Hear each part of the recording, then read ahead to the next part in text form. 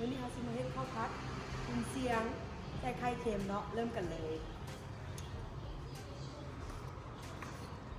ซอยกุนเชียงให้เป็นก้อนประมาณนี้แล้วก็ใส่หอมใหญ่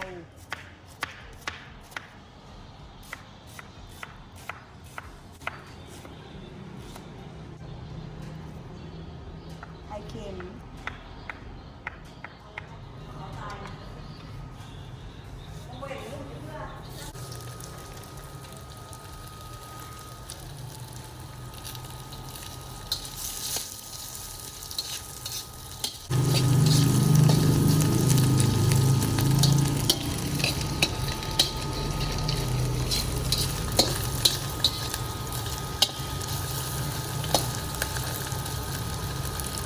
ด้วย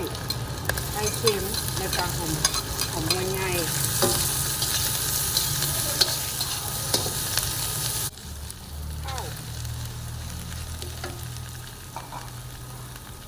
ใส่ซอสน้อยนึงพอมันเป็นสีแต่ว่าเบอร์ต้องใส่หลังเพราะว่ามันที่เค็มมันไข่แล้ว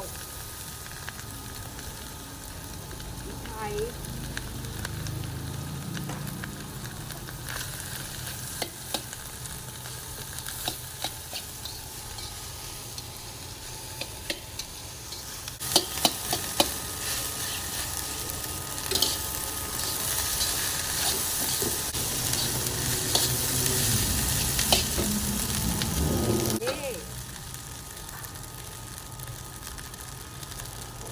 ป้อม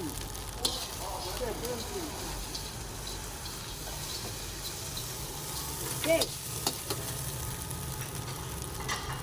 ใส่จานเลย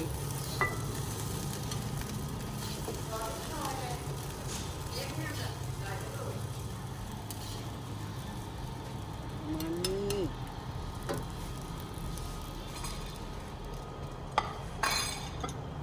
ใส่จานด้วย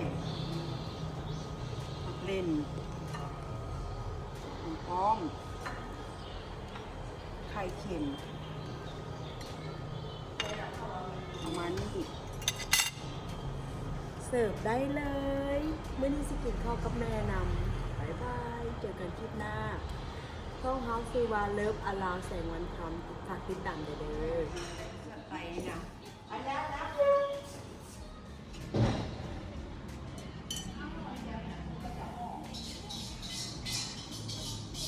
ประมาณนี้ต้มยำ